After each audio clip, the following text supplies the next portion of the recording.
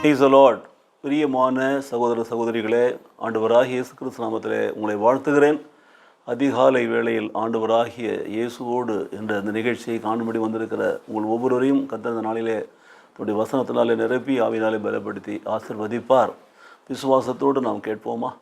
இன்றைக்கும் கர்த்தர் நமக்கு சொல்லுகிற வசனம் யோசுவாவின் புஸ்தகத்தில் எடுக்கப்பட்டிருக்கிறது. 3ஆம் அதிகாரத்தில் 5ஆம் வசனத்தினுடைய பிற்பகுதி. கர்த்தர் உங்கள் நடுவிலே அற்புதங்களை செய்வார்.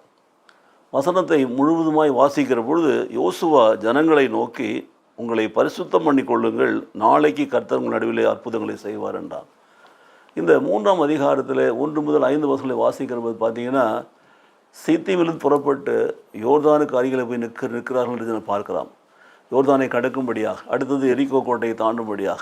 அப்போது ஒரு ஆயத்த பணி நடந்து கொண்டிருக்கிறது. உடன்படிக்கை பெட்டியை முன்பு எடுத்துக்கொண்டு போக சொல்கிறார்கள். அதற்கு பிற்பாடு 2000 முழம் இடைவெளியை விட்டு பின்னால் ஜனங்கள் போகும்படி சொல்கிறார்கள். அப்போ சொல்லப்படுகிறது, நீங்கள் இது வழியே கடந்து போனதில்லை, இப்போ தான் முதல் முறையாக போகிறீங்கன்னு சொல்லப்பட்டிருக்கிறது. இன்றைக்கு நம்முடைய வாழ்க்கையில் கூட முதல் முறையாக நாம் கடந்து போகிற அநேக வேலைகளில், காரியங்களில் அநேக தடைகளை நாம் பார்க்கிறோம். அன்றைக்கு அவர்கள் யோர்தானை கடப்பதற்கு முதல் முறையாக போகிற பொழுது, எரிகோவை கடக்கும்படி முதல் முறையாக போகிற பொழுது தடைகளை பார்த்தார்கள். ஆனால் தேவனுடைய உடன்படிக்கை பெட்டியை முன்பு அனுப்புகிறார்கள். தேவனுடைய பிரசன்னம் முன்னால் போகிறது.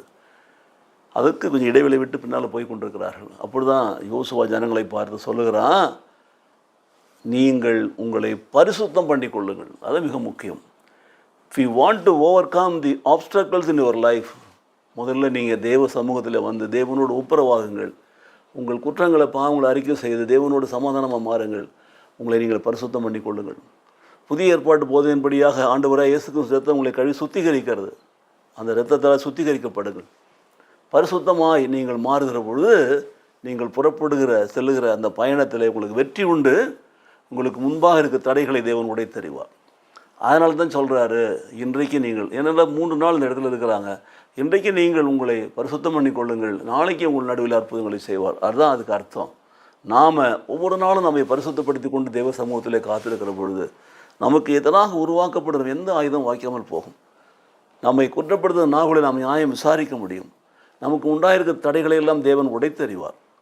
நாமும் யோர்தானை கடப்போம், நாமும் எரிகோவை தாண்டுவோம், நாமும் சென்றடைய வேண்டிய கானான் தேசத்தை போய் சென்றடைவோம். ஆகவே நமக்கு தேவை பரிசுத்தம். ஒவ்வொரு நாளும் நம்ம பரிசுத்தம் பண்ணி கொண்டே இருக்க வேண்டும். பரிசுத்தம் பண்ணுகிற பொழுது அற்புதங்கள் பின்னால் வந்து கொண்டே இருக்கிறது. உங்கள் நடுவில் தேவன் அற்புதங்களை செய்கிறார் என்று நாம் பார்க்கிறோம். எனக்கு பிரியமான சகோதர சகோதரிகளே, அதைத்தான் இன்றைக்கு ஆண்டு சொல்கிறார், The Lord will do wonders among you. When you cross this Jordan, river of Jordan, you will see the mighty hand of God.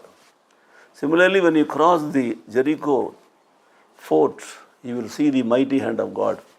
So கர்த்தருடைய பலத்த கரம் நம்ம கூட இருந்து அற்புதங்களை, அதிசயங்களை செய்ய வேண்டுமா? ஒவ்வொரு நாளும் நம் நடுவில் அற்புதங்களை நாம் காண வேண்டுமா? நாமை ஒவ்வொரு நாளும் தேவ சமூகத்தில் பரிசுத்தம் பண்ணி கொண்டே இருக்க வேண்டும். பரிசுத்தம் பண்ணுவதனாலே தடைகள் எல்லாம் தேவன் உடைத்தறிகிறார். யோர்தானை எல்லாம் இருபக்கமாக எழுப்பி நின்று குவியலாக நிற்க செய்கிறார். கட்டாந்தரையில் நடந்து போகும்படியாக. எரிகோ கோட்டையை சுற்றி வருகிற பொழுது துதி தோத்திரத்தோடு கூட அதை தானாகவே இடிந்து விழும்படி செய்கிறார்.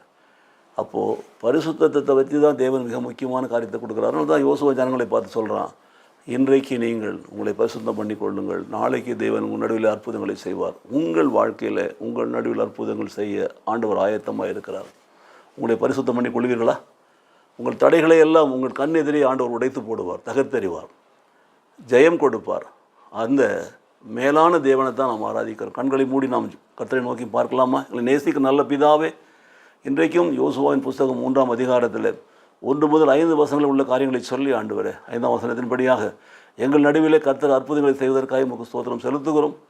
ஆண்டவரே, நாங்கள் ஒவ்வொரு நாளும் எங்களை பரிசுத்தம் பண்ணி கொள்கிற பொழுது கர்த்தர் ஆண்டவரே, நாங்கள் எதிர்பார்க்கிற அற்புதங்களை எங்கள் வாழ்க்கையில் செய்து எங்களை ஜெய பாதையிலே நடத்துவீராக, ஜெயத்தின் பாதையில் நடத்துவீராக. உடைய நாமத்திற்கு மகிமை உண்டாகும்படி நாங்கள் ஜெபிக்கிறோம். இயேசு கிறிஸ்து நாமத்திலே பிதாவே, ஆமென், ஆமென்.